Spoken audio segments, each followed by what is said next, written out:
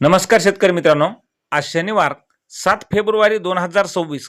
मित्रांनो, आज दुपारनंतर तुरीला काय मिळत आहे संपूर्ण महाराष्ट्रातच भाव पहा. मित्रांनो, वेळ न लावता चॅनलच्या माध्यमातून पण विनंती आहे, अजूनही चॅनलला सबस्क्राईब केलं असेल तर चॅनलला सबस्क्राईब करा, जेणेकरून असेच दररोजचे व्हिडिओ आपल्याला पाहायला मिळतील. पहिली बाजार समिती आहे परतूर. लाल तुरीला आवक आली आहे 17 क्विंटलची. कमीत कमी दर मिळाला आहे 7,650 रुपये. सर्वसाधारण दर मिळाला 7,830 रुपये, तर जास्तीचा दर मिळाला 7,851 रुपये. मित्रांनो, पुढील बाजार समिती आहे मेहकर. तुरीला आवक आलेली आहे 490 क्विंटलची. कमीत कमी दर मिळाला 7,500 रुपये. सर्वसाधारण दर 7,800 रुपये, तर जास्तीचा दर मिळाला 7,990 रुपये. पुढील बाजार समिती आहे नांदगाव. लाल तुरीला आवक आलेली आहे 238 क्विंटलची.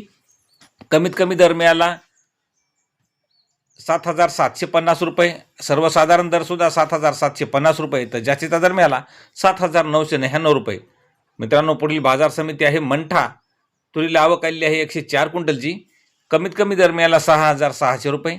सर्वसाधारण दर 7,600 रुपये, तर जास्तीचा दर मिळाला 7,999 रुपये. पुढील बाजार समिती आहे बाभुळगाव. तुरीला आवक आलेली आहे 350 क्विंटलची. कमीत कमी दर मिळाला 7,501 रुपये.